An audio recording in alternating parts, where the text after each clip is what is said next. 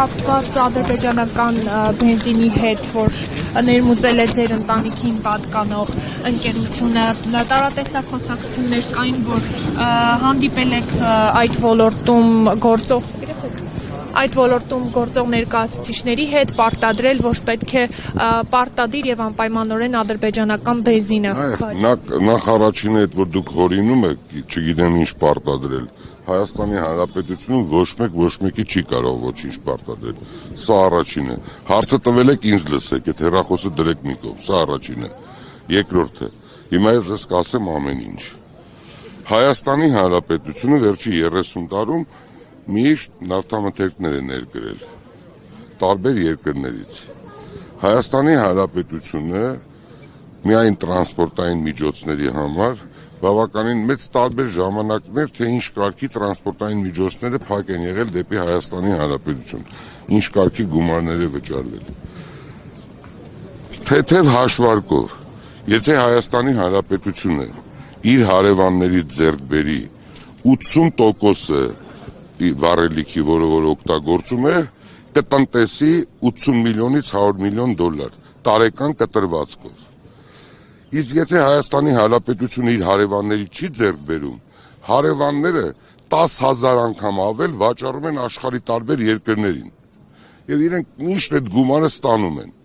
Իսկ եթե ուզում եք, որպեսզի Հայաստանի Հանրապետությունը տնտեսի 80-ից 100 միլիոն դոլար եւ այդ գումարը գնա այլ ոլորտները զարգանա, սա այն իրականությունն է, որը որ ձեզ պետք է ասել։ Իսկ այդ երեխայական, չկրթված, չգիտեմ որտեղից ի հայտ եկած, որ ասում են $100,000 գնաց զենքի, նախ զենքը ուրիշ ձև են արտադրում, էկոնոմիկան ուրիշ տրամաբանություն, եթե ուզում ես տնտեսություն զարգացնել, պետք է դրա համար խելք ունենաս։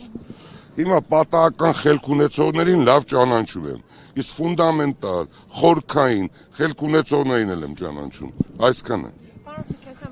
Դուք հարցրեցիք, ես ձեր հարցին պատասխանեցի ավելի խորքային, ավելի այսպես ասած, լայնամասշտաբ, որ հասկանաք ինչի մասին է խոսքը, ընդհարցակ ավելի։ Այսօրվա վերաբերյալ էլ ես եկել եմ հատուկ նրա համար, որ ինչա կատարում, սա էլ ձեզ ասեմ, ով որ Հայաստանի Հանրապետությունում կասի, որ եկեղեցին են քանդում կամ եկեղեցու դեմ որևիցե գործողություն կա, դա ամենավերջի սրիկան է, դա նշանակում է, որ այլ երկրներից, այլ ձևերով ուղարկված մարդիկ են։ Հայաստանի Հանրապետության եկեղեցականները պետք է լինեն ազնիվ, արդար եւ պետք է իրենք ունենան համապատասխան եկամուտներ, որ կարողանան իրենց ընտանիքը պահեն։ Մնացածի մասին ավելնորդություն է խոսելու։ Հիմա այն եկեղեցականները, ովքեր Նիկոլ Փաշինյանի հետ եկեղեցին բարենորոգելու ծրագիր են ներկայացրել, ստորագրել են,